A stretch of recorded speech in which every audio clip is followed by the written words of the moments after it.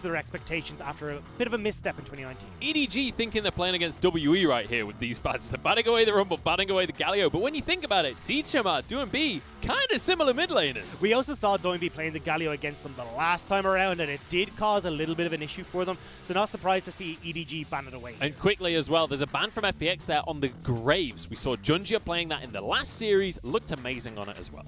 But we still see the Kalista here that can be taken up, alongside the Taric, which is an incredibly strong bot lane for Hope and Meiko. They're undefeated on that combo, so I wouldn't be surprised to see them go for the Taric, then look to maybe secure themselves a great jungler here on this next rotation. EDG do have that Taric available to them, but this Jarvan made it through the bans. It's one of the top bans more recently in the LPL, and Junjia, as you mentioned before, wants to go for something that can be tanky, but can still make plays and set his laners up in the early game. The Jarvan will be locked in. Well, we will now see what FPX are going to go for. And just a caveat to a lot of viewers that might not be watching the LPL as often, there's a lot of flex picks that FPX like to go for. Yep. Like Renekton, Aatrox, Set, even the Nautilus and the Mordekaiser can all be flexed from the mid to the support or that top lane. So keep your eyes for a little bit of magic in this draft. Yeah, I'll throw another caveat in as well. Just remember, we are on 10.7 here, and Wukong and Fiddlesticks are globally banned, so we will not see any Wukong out of either side. The Aphelios locked on in, alongside that first pick Trundle. Already power picks coming through for FPX. And I like the Thresh here because you're basically calling out that we think you're going to go for the Taric. Thresh does a great job of removing Taric's gameplay because you can flay him out of the Dazzle. He's got the Lantern there to remove in case anything goes awry with a Dazzle hitting. So this is great play coming through so far in this draft from FPX. Yeah, the composition still looks good for a Taric, though. It has to be said, from EDG, with a Jarvan that can jump in with the Cosmic Radiance. You've also got the Kalista, who always looks good, but Scout locking himself a mid laner, the blind pick on Syndra. And this is something we've now started to see come up a little bit more in the LPL. I know it's really high priority across the rest of the world, but Syndra's not made its way too high into the LPL. Scout, though, does play this a lot. It's a great blind mid laner, a lot of flexibility, and I think here it just means that they've got this nice champion for the mid lane that they can ban away something that Doinb might be able to bring out against it. Yeah, they could try and ban away some matchups for Scout and immediately Kassadin take. Do you know what? Against Doinb, banning the Kassadin, I am totally on board. I agree here. Could also see the likes of the Sylas banned away from Doinb. Does well against this Syndra and something that he's played a heap as well. So I think this is the problem, though. When you start to ban away the likes of Doinb's champion pool, you leave so much open for the rest of the team. And even Doinb himself has a huge amount of champions in his pool. The Blitzcrank banned away here by FPX. It's not something Meiko's played during this split, but it's certainly a champion that you'd expect most players in the or most supports in the LPL to be. And pairs well, one with the Kalista, but does really well against this Aphelios. Yeah. Aphelios obviously not having that mobility there means Blitzcrank can run him down and do some great work alongside it. There's the Taric ban that we were talking about.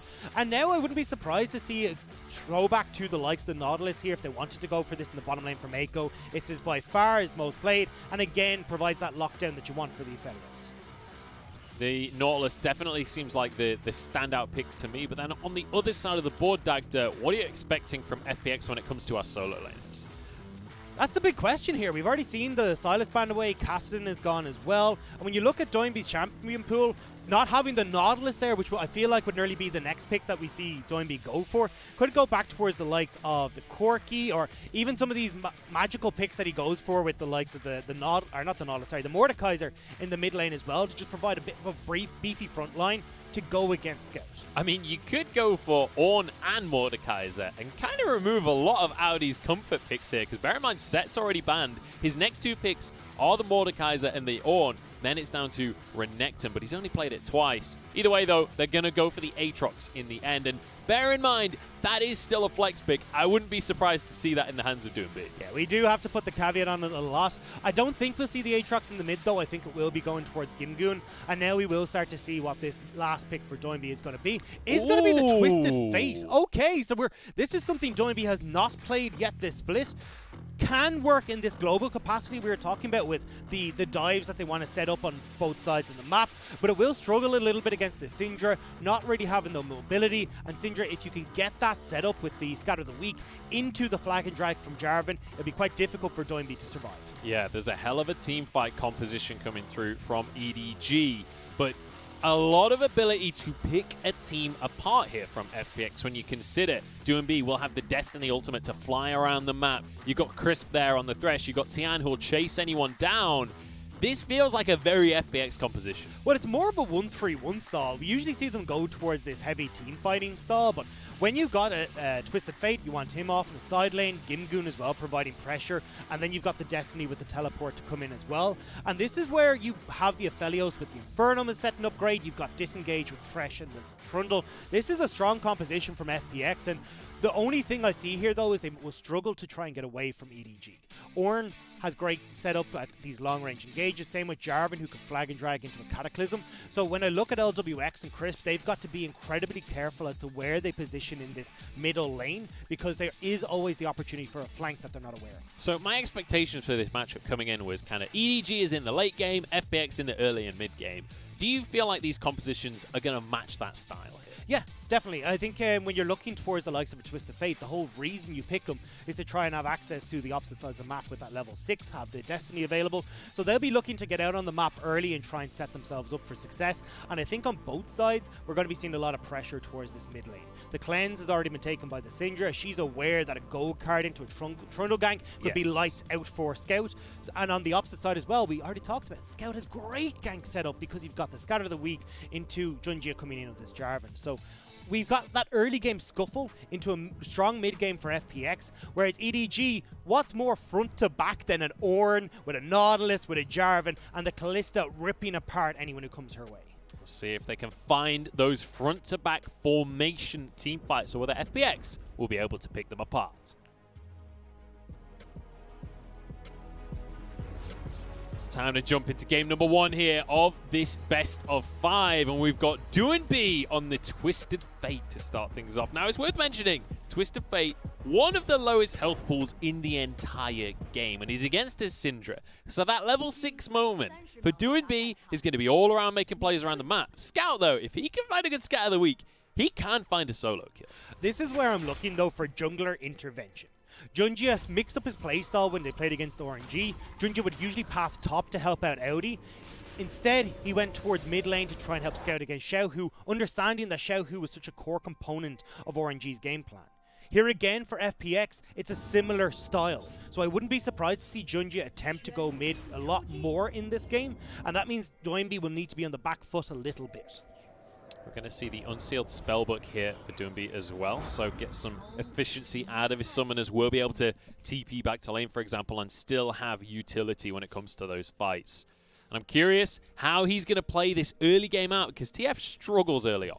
Well, the Unsealed Spellbook will help with that. You can see he's already started to heal. It's not only that he can take the teleport, it's barriers, it's exhaust, it's everything in between that can give Doinb more survivability in this lane, alongside as well just having the opportunities to get that shorter Summoner Spell cooldown, so he has these up more often.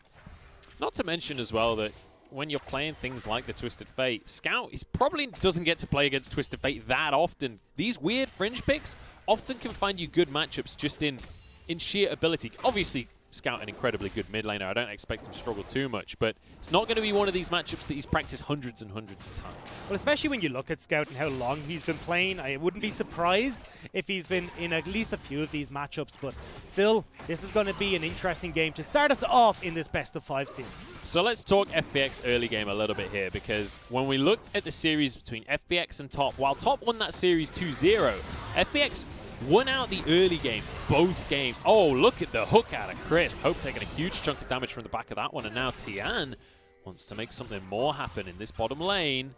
Meiko will spot him out. That means they have to back away. Junjia's here as well. And I think both teams are just going to handshake on this one and walk away.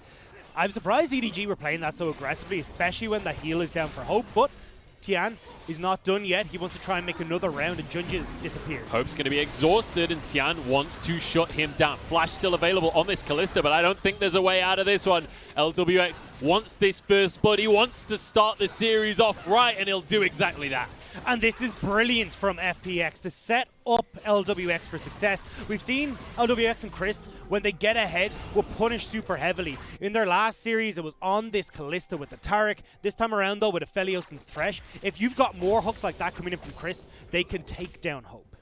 Ton of early game power coming out from that combo, and with this Trundle coming into lane.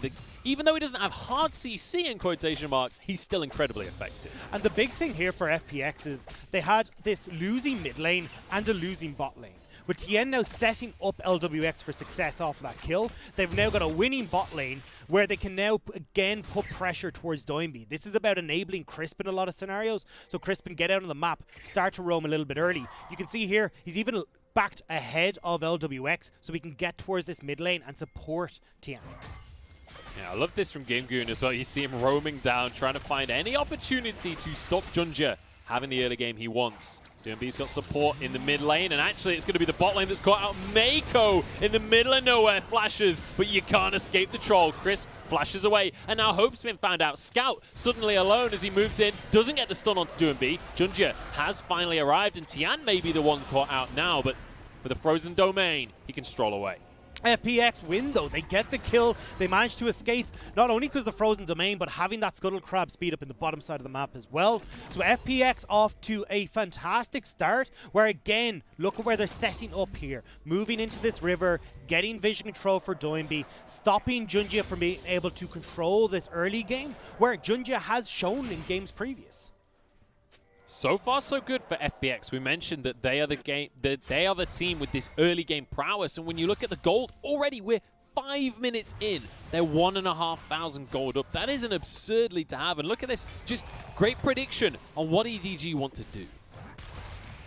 I love where Doinb has set up the wards in his lane as well. You can see there's one a little bit further back in the lane to spot out if Scout starts to move. So they're a little bit worried about Scout starting to get these roams off. And this is why, with the pressure Scout has with pushing it consistently, could go for this play. But FPX now in a place to try and spot it out. Also looks like they want to try and get this dragon straight off the bat, which I 100% agree with. You've already got kills, the pickaxe completed for Lwx. So why not try and push this advantage through a potential dragon spot? Yeah. Crisp even gets to go into the jungle and clear some vision away from EDG as well, and it feels like we're just a few minutes in, but FPX have firm control of what is happening around the map right now. And this is why Tian is such a good jungler and why he won the world's final MVP. He dictates the pace of these early games, and we did pose the question, can Junjia try and keep up? At least in this game so far, he hasn't been able to, with Tian making that repeat gank to the bottom side, catching EDG off. EDG love to gank this top lane though. They love to try and set Aodi up, and they're going to do this onto Gimgoon, the weak side top laner for FPX, and he will just drop immediately. And how many times do EDG make this play where they will give these resources towards Aodi in the top lane, set him up for these team fights where he can be the big beefy front line for them? And you know, when you think of Aodi, you think of this strong stable, you think of like German engineering. What's that car manufacturer? Mercedes, that's it. That's who I think of. Anyway, down to the bottom lane we go as the dive coming through. TP from Aodi to support his team. Tian has to flash away. FPX with their typical 4v2 dive, but they botch it. They can't quite get the play that they would have liked to, thanks to that TP from Aodi. Fantastic call from EDG to know, hey look, we've committed these resources to the top side, bottom lane is exposed, but they've got the TP to keep that play at bay. Very nicely done from the side of EDG to kind of halt the momentum coming out from FPX. In the meantime, Doinb went up towards the top side with his destiny, and he gets to shove a different wave out. And this is what usually happens with FPX games, is that momentum just takes over. It's the wave that just doesn't stop crashing and beating you down. EDG, though, have managed to delay that to a certain extent here. Now, though, with the Rift Herald spawning in just over a minute, I want to see how they play this out. Right now, both Crisp and Meiko are going back down towards the bottom side, so we'll have to see if Lwx or Hope can get control of this wave to allow the supports to roam. Doinb grabs himself one plate up in the top lane there. And the Herald spawning in 20 seconds. And as you say, these supports going to start to try and roam on up. But so far, we don't have any movement from the bottom side of the map. We don't have either duo moving up to that objective. The beauty of this as well is with Doinb having no destiny available, it means that they can't spot out where everyone is at the moment. So FPX are going to be going into this just as blind as everyone else. Now though, EDG, you can see where Junjia is on the map, making his way down towards the bottom side. Hasn't been spotted, but you can see Tian now backing on his own bottom side to move up towards this top lane. Now bear in mind the Scuttle Crab has been taken by FPX, so if they go through the river, they'll be spotted. And I think EDG not going to pull the trigger on any kind of play towards the bottom side just yet. Just going to be going, making sure that they're securing their buffs. Still have both duos in the bottom side of the map though. Doinb now starting to move, pick up this blue buff, and you can see Gimgoon as well starting to get vision control in this river, wanting to make sure that they're the ones who are in control. Tian, nice job on spotting out this ward as well. So FPX first to the river, and this is usually where we see EDG fall behind, is not setting up correctly for these objectives. Again, they've invested these wards in towards the Rift Herald, but they're not protecting them, they're not keeping them alive, and FPX can sweep these out and now take the Rift Herald without really much of a push coming through from anyone on EDG. Yeah, Junjia had gone to the bottom side to get his blue buff. He did get the 3 buff over Tian there, but ultimately it's this Herald that's going to be the big prize, and you can see EDG responding effectively. Tian doesn't get to just grab this one for free for himself here, and I think the Herald might just be about to reset, and it will do so. So EDG, good response here to remove some of that pressure.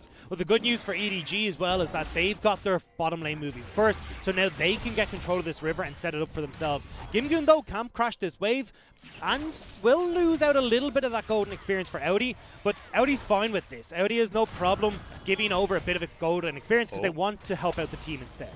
Doinb going to ult just to reposition here. We could have a 5v5 on our hands. Bear in mind, though, this is FPX's strength. This is where they want to fight. You say that, but EDG, don't forget, they want to go front to back. With EDG controlling this river, it sets them up to play that style. And against RNG, EDG found their success at these Rift Herald fights. They could be pinched here, though. FX definitely want the fight. Here comes the call of the Forge God, and Tian going to be knocked up and taken down immediately. Chris forced to flash away. Doinb will find a stun onto Scout. Scout of the Week misses as well. Doinb still going to survive as the hook goes onto Aodi, but you really can't take that Ornn down just yet. There's a hook. There's a ton of CC as Gimgoon falls, and EDG have found this fight beautifully. And we talked about FPX. They're more of a split push orientated composition, and if Doinb can't get access to the backline to try and play a threat, that's where EDG are going to shine. They move in front to back, pick off FPX, and now they find themselves not quite with a gold lead, but this Rift Herald, because they're certainly set them up for that. It's a great fight coming out from EDG here. But on the other side of things, feels like a bit of a mistake from FPX. This is the play we usually see out of them, going for these kinds of fights, but maybe with this composition, it's not the best. You gotta let the team, that's exactly it, you gotta let the team composition allow for it. Twisted Fate isn't the best in these fights. He's more of a skirmish-orientated champion where he can pick off members, and that's what I thought we might see FPX try and play with. But when they use that Destiny to just group on the far side, they're not able to spread out EDG. So when EDG play with their front line, that's where they find the successful fights. Fantastic early game coming out here from EDG. Bear in mind, when we're talking about this series, the expectations of these two teams, you think of EDG, you think of the late game team fight. But as you rightly said during that fight, EDG kind of got to simulate a late game team fight just in the early game.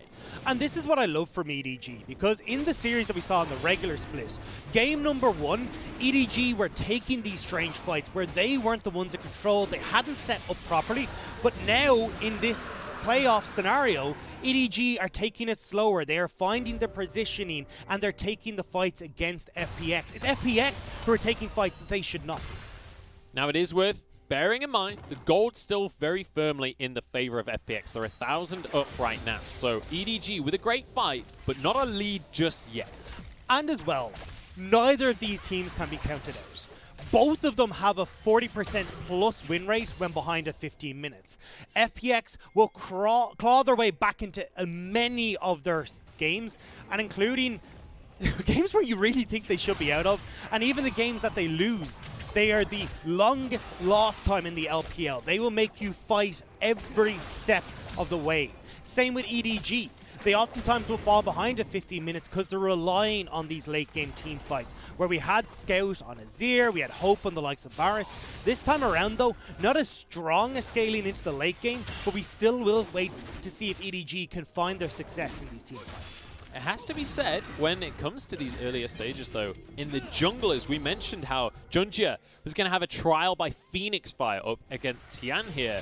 But actually, when it comes to the buffs, that's the second time in a row now that Junjia is going to be stealing away buffs from FPX. And speaking of stealing away, they're moving to the mid lane, and they're going to crack the first tower here with Herald. They get a hook as well. Doinb has to flash. Very nicely done from EDG. And even though EDG will trade this for a tower on the bottom side of the map, this is better for EDG because they can now move in, split the map, get vision control that they want, and potentially, I was going to say pick off Lwx, but Doinb reading the scenario and making sure that FPX know where EDG are. And what a creative use of that ultimate as well. When you think of Destiny, when you think of Twisted Fate, you don't think of using this ultimate defensively to protect. Remember, you think of picking people off, but Doinb, and bear in mind, it's such a long cooldown, using that selflessly for someone else. Well, that's also a bit of a problem, because when we talk about FPX's composition right now, they want to go 1-3-1, they want to be in side lanes. Not having Destiny available is a bit of a hindrance to that playstyle. Now, he's close to that level 11, which again will shorten the cooldown quite substantially, so it's not going to be too much of an issue.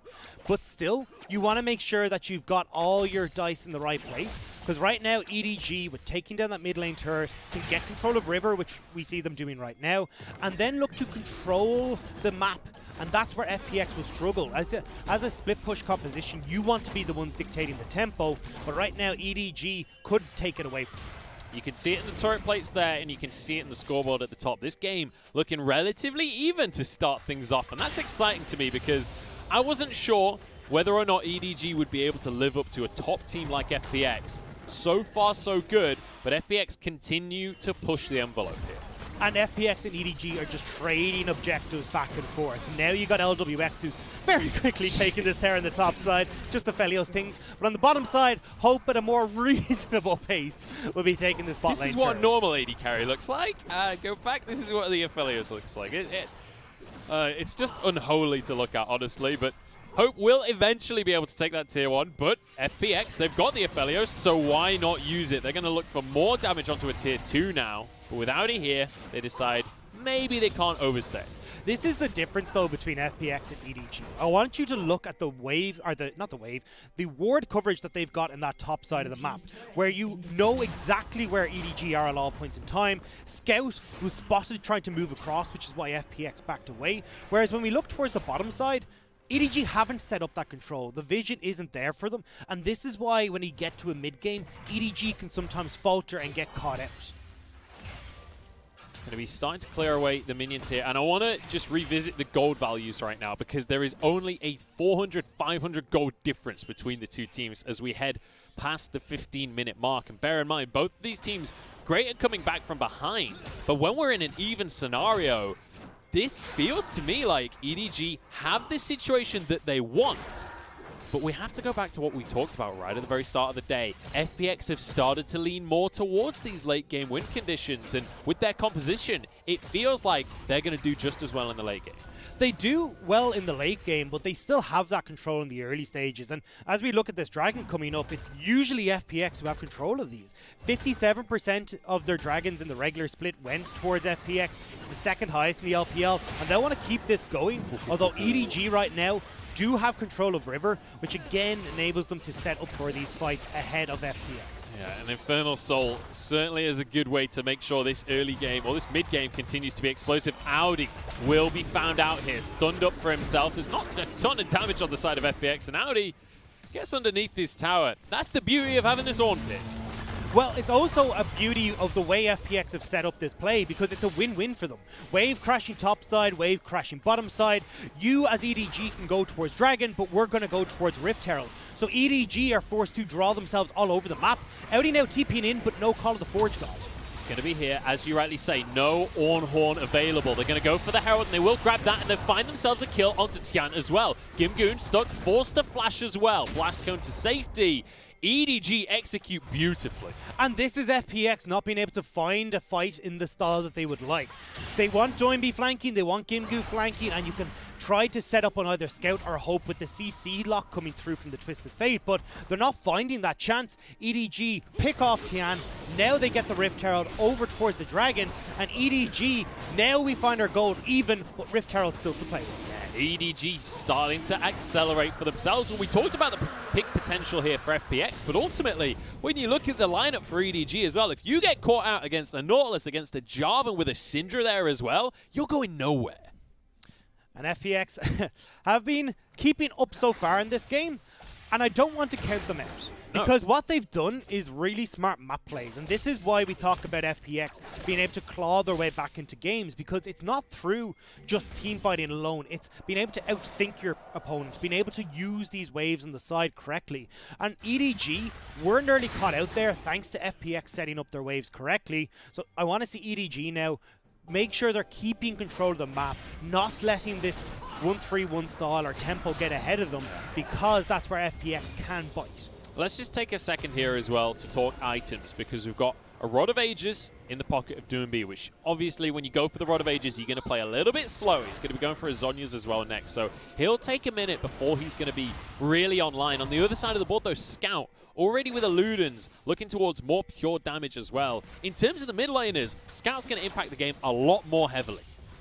And don't forget as well, as we start to come towards this Baron, you need those extra items coming in. Now, with Lwx having picked up a bunch of that turret gold in the early stages of the game and wave clearing by himself for quite a bit of it, he's managed to pick up the Infinity Edge and that Rune's Hurricane already. So don't underestimate what Lwx can do in these team fights, and especially if he gets onto a Baron with Tian as a front line. So we've got a bit of a trade going on here. EDG going to find themselves with a tier 1 in the top lane, but in the meantime, Gimgoon is like, all right, you're all going to make a play towards the top side. I'm going to stay on the bottom side because I've still got TP. Yeah, but they don't have the Rift Herald, so now you've got Lwx trying to crack up in a mid lane turret. He's going to back because EDG has disappeared, but it will be tower for tower, and again, this is FPX trading very effectively in this game. How do you win a trade when you're the ones without a Herald? Here we go. FPX want to make something happen. They're going to find the hook, and this is Hope going down immediately. Now Meiko, dredge line onto the wall, and he will get away with his life. So does Gimgoon as Aodi, somehow winning that 1v1 very comfortably. This is why you can't count FPX out. They find their opportunity, the teleport, and that destiny once you see Scout and Co in the mid lane, because they know, well, Hope has got to be on his own with Meiko. They can collapse, FPX make the play, and look at the tower situation right now. As a 1-3-1 split push, I'm delighted, because I can have the likes of Doinb shoving that wave super effectively in the top, Gimgoon continue to put pressure down towards the bottom side, and crack open that mid lane turret without much of an issue. So you can see the fight there between Aodi and Gimgoon. It was won because Aodi gets his ult off onto Gimgoon while Gimgoon's tanking the tower, trying to TP away. So really nicely done there from the side of Aodi. And it means that actually teleport advantage will go the way of EDG in a couple of minutes' time once Audi's TP is available, assuming Doinb doesn't have one from his unsealed spellbook. So let's have a look now and see how EDG are going to try and correct the situation that's happened with FPX here. You need Scout, as you can see in the top, pushing in that lane. Aodi's doing the same on the bottom side.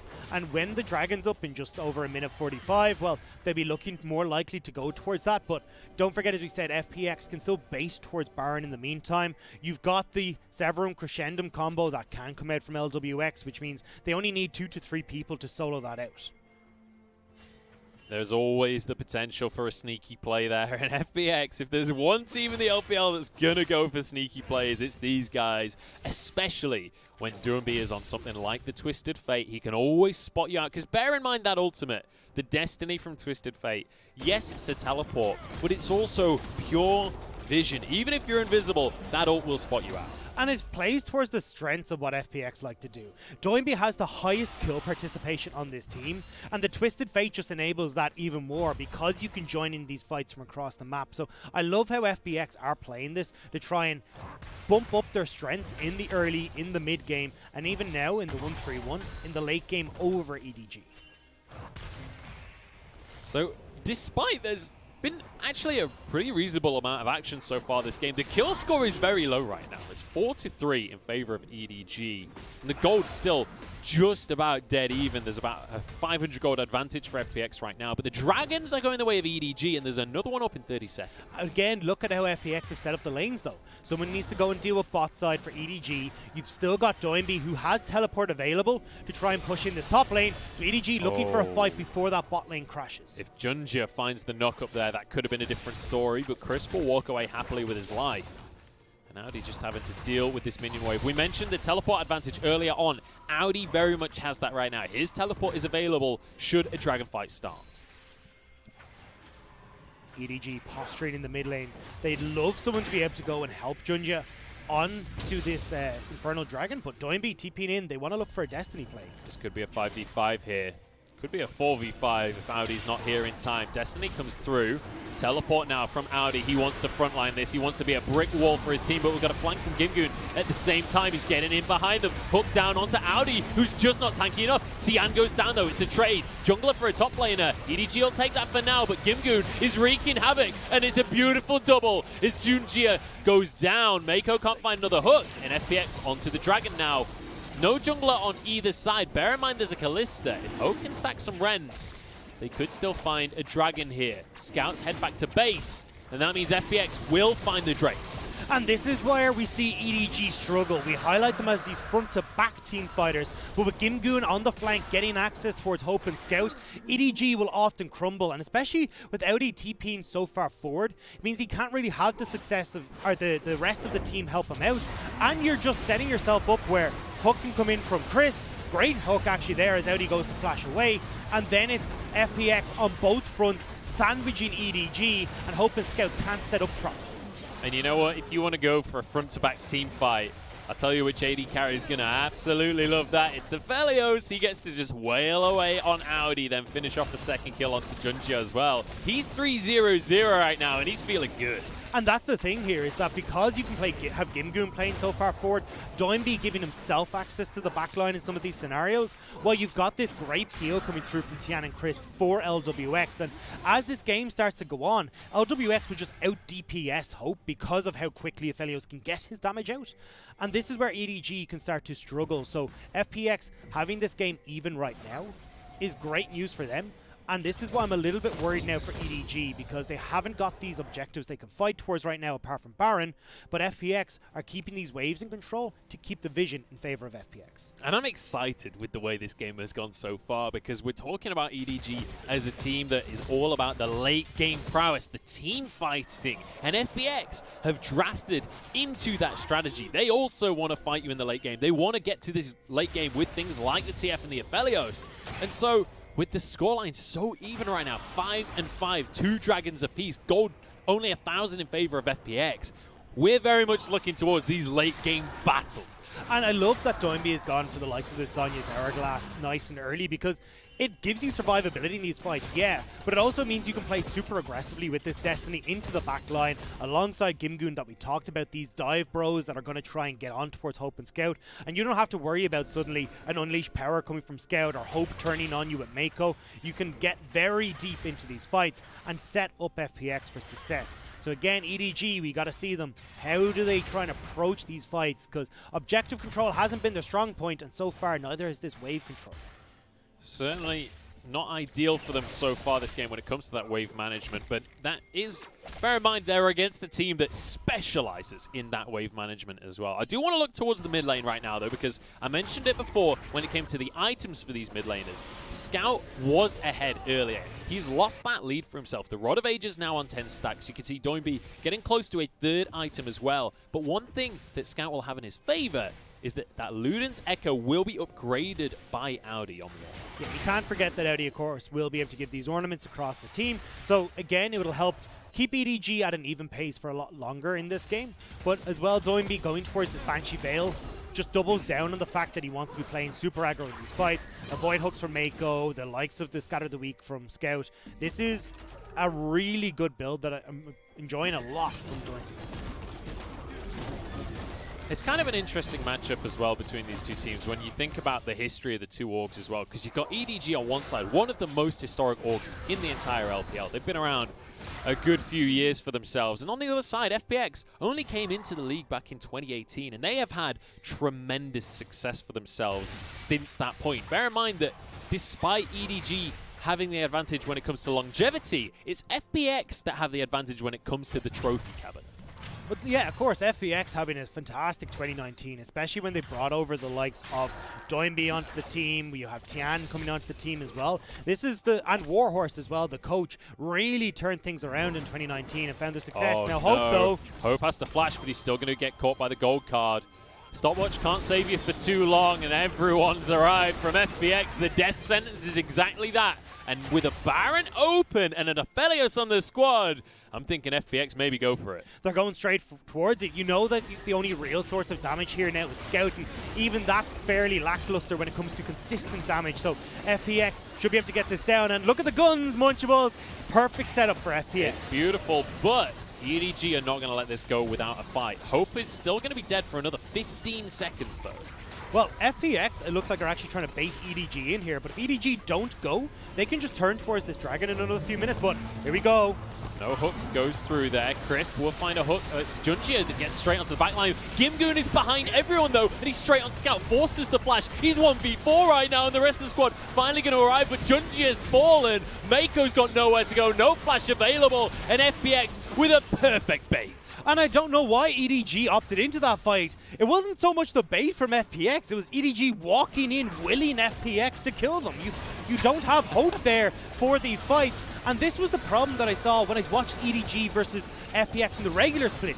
EDG taking these fights they had no business going for. They didn't have hope available for the fight, and it meant that they had no hope in that fight either. Now FPX onto the Baron here, 3,000 remaining. Junjia is not available. Aodi has Smite though. He wants to try and make that play once again that he did against Ornn. He did it against RNG. We'll see if he can replicate that success once more. Has the flash, has the Smite. The rest of his squad is getting low though, and FPX are happy to stall this one out. They're just going to keep the Baron going, keep this fight going. Destiny has 2 more kills go to FPX. In goes Aodi, but he just doesn't have the damage. Does he? Oh, maybe he does! He gets it! EDG somehow find it, and Aodi is a beast. How does he do it again? The Ornn is unstoppable. You can't kill him fast enough in the pit because he's gone for all these armor items. Means that the only person that's really going to be getting through him is Doinb.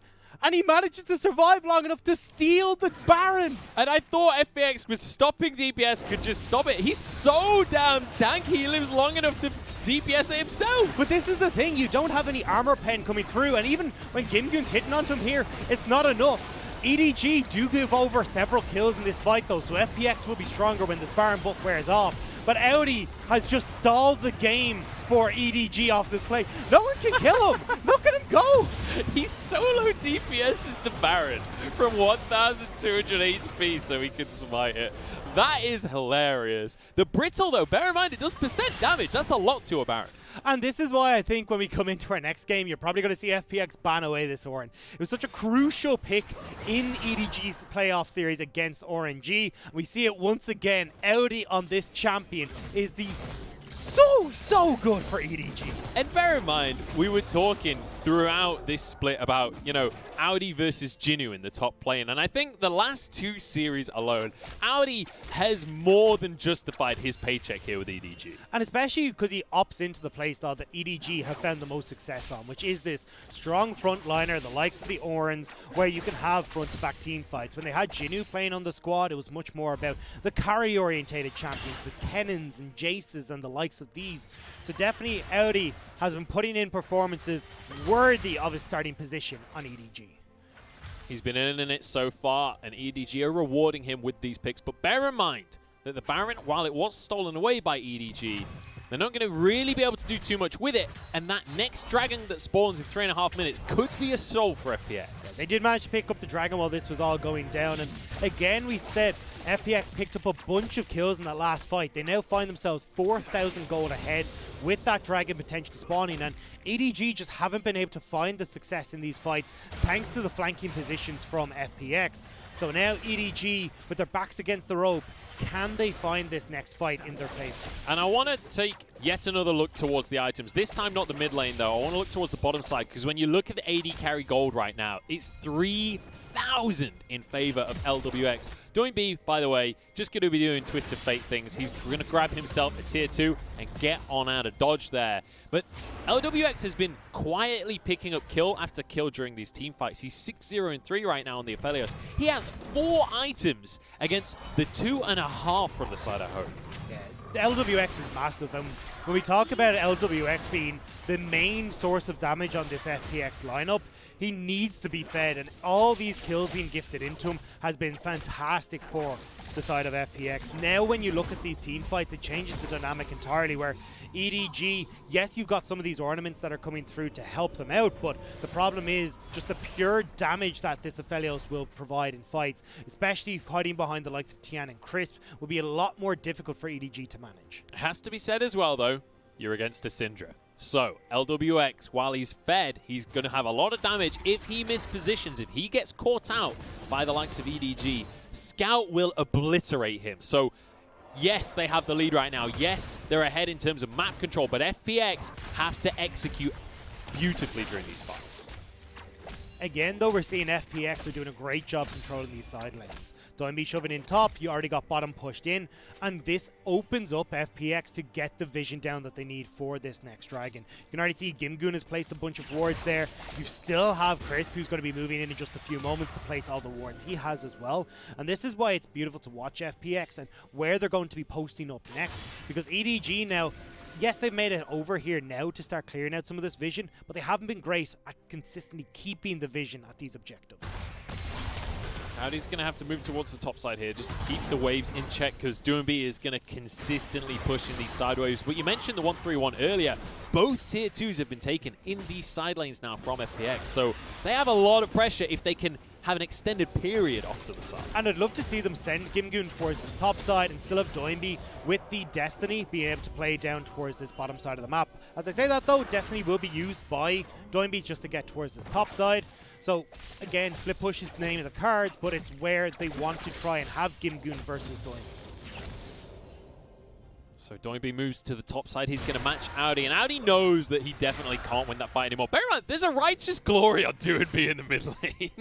Look, what? This is always just weird plays coming through from Doinb. It makes sense on the TF though. You can obviously run down a few of these people, makes them that little bit tankier as well. Doinb realizes I'm a facilitator, not the main source of damage. But I also like that they are putting Doinb up against Aodi, because Aodi doesn't have any magic resist right now. Aodi doesn't want that matchup though. He wants a team fight. He's going to join the rest of his squad because he knows Doinb is going to be around as well. We could have a 5v5 on our hands. Remember the EDG in that last series, they were named as the best team fighters in the LPL.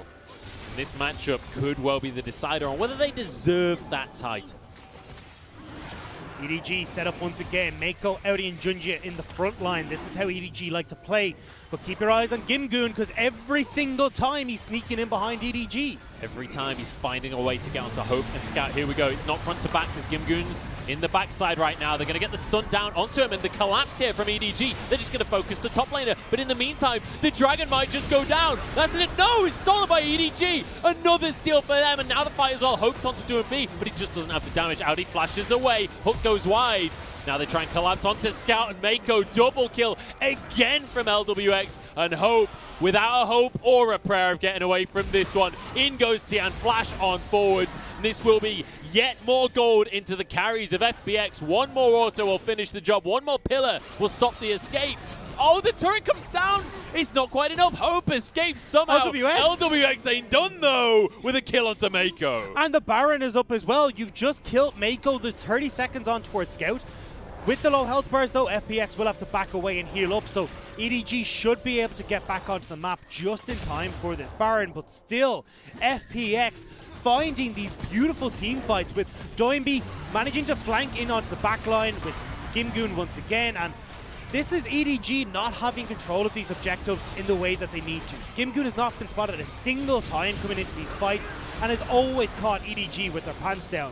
So when Scout and Hope are trying to kite back, Doinb's putting pressure on one side, Gimgoon on another, and Tian and Chris are just free-flying alongside Lwx to take down people. So FPX get themselves the Baron, and the learning point here for EDG is play with your pants firmly up, or Gimgoon's going to find that every single time, if you've got the wards out of your pants, it's going to be easier to keep them up, but that's not what they're doing. They're not placing those wards. Get them out of your pockets. But it's important to mention that EDG, yes, they want this 5v5. Yes, they won a team fight, but they need it front to back. And the way that Gimgoon is playing is pulling the EDG squad apart. And it means that Lwx, nobody's focusing on him. Nobody can get near him, so he can just clear up these fights. How do you as Hope and Scout? Hope is on this short range AD carry, so his positioning is going to be kind of in the middle of everyone on EDG, but that's where FPX wants him, because when Doinb flanks, he can pick him off. Lwx can try and pick at him as well.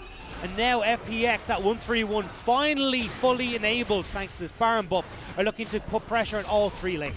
This 1-3-1 comes into its full strength right here with a Baron, as you say. They're going to have a good while on this buff as well, so they can just hammer away. And sure, a couple of waves will be cleared by the side of EDG, but they're going to be pulled around their base endlessly. Gimgoon in the top side, Doinb in the bottom side. And bear in mind, you try and make a play on the mid lane, Doinb will be there in a heartbeat. There's nowhere to run for EDG, and there's nowhere to try and find these fights that their composition wants to go for anymore. They're being pulled and dragged around the map. Mid lane turret taken low, as both top and bot are in a similar situation.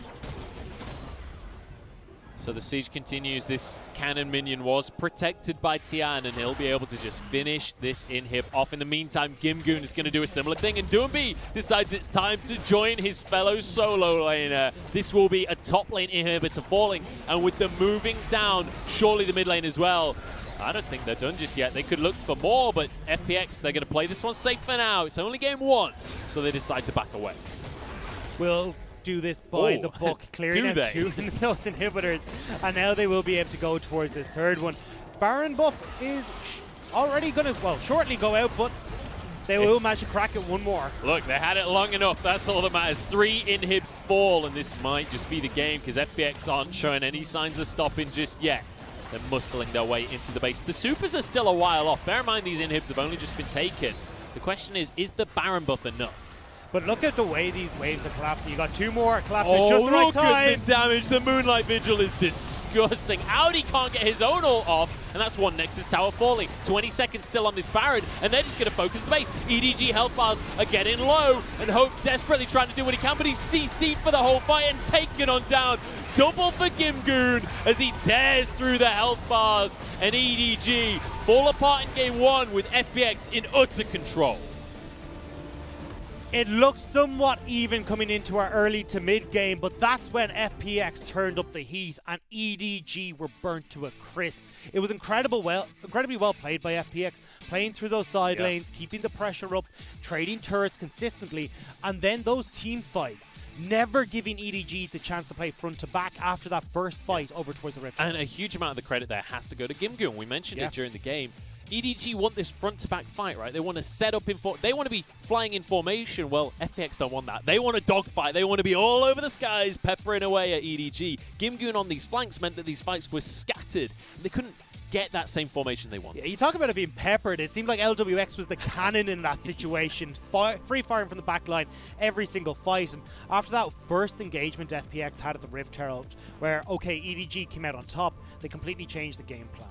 We're going to win through these side lanes. We've got more teleports, more of these global ultimates that we can use than you do. So they play towards top, they play towards boss, and Gimgoon every single time sneaking into these fights. EDG, we talked about them being late to objectives. This is really where it's shown against FPX. FPX clearly doing their homework.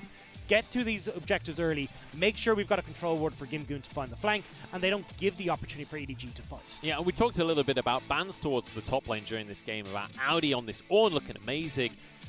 Maybe you're going to start banning towards Gimgoon here, because this Aatrox during the team fights, I mean, a lot of teams don't really prioritize Aatrox anymore, and it wasn't a priority pick for FPX, but the amount of impact Gimgoon was able to have is just insane. I 100% agree, but I don't feel like it's the champion. I mean, look at Gimgoon's champ pool. If it's the Aatrox, if it's a Mordekaiser, if it's a Renekton, even the set, everything will still do what Gimgoon did on this Aatrox in the scenario that he's put in. This is more Gimgoon understanding how to play this game, and FPX as a whole outthinking and outclassing EDG. It has to be said as well, Hope on this Kalista, not really able to show up this game, and obviously FPX focused a lot on that bottom lane towards the early stages of the game, but during these team fights, it was all about Lwx, and Hope really not able to get the damage out. When you think of him when you think of Hope as a carry, you think of him on the Varus, you think of him on the Aphelios, not really this Kalista. 100%. It has been the Varus, but that's why it was banned away from FPX. And even then, his other most played at 21 games, I was just checking my notes there, is the Misfortune. And we didn't see that come out either here, so maybe we do go back to the drawing board for EDG. I think it was more of a fear of giving Kalista over towards Lwx and Chris because of how well they played it. But it nearly felt as well that not picking up the Taric in that initial draft really put a downer on how EDG could have played this game, especially with all these flanking teleport style of plays coming through from FPX, not having the Cosmic Radiance to keep people safe, be able to kite back and then re-engage when you've got the moment of reprieve from all the flanks. But EDG didn't go for it. I don't know why. I mean, you mentioned the teleports. That's one of the difficulties. We're going to criticize the draft here from EDG, but how do you draft against FPX? Because I guarantee they weren't expecting a Twisted Fate mid to come out here from Doinb, but it comes out and it looks amazing. And it's a, you know, AP Twisted Fate mid has not been something that's meta for a very long time. With Righteous Glory as well. That's what I love. It's still the dark technology. I mean, he builds it on the rise as well. Exactly, I think it's just his favorite item, honestly, at this point. But well, look, it works in this scenario because, hey, look, Doinb knows I'm just being a facilitator here. I want to make sure I get these stuns off. I can get in to get my gold card to set up for Gimgoon on either Scout or Hope. Scout now obviously did have the cleanse, but still, when that's down, he can have those options in the fight. And it worked really well. I mean, you could see how much of an impact Gimgoon had being facilitated by Doinb, or even just allowing Lwx to free hit from the front line. Yeah, it was an awesome pick. The whole squad just allowing Lwx to be this hyper carry on Aphelios.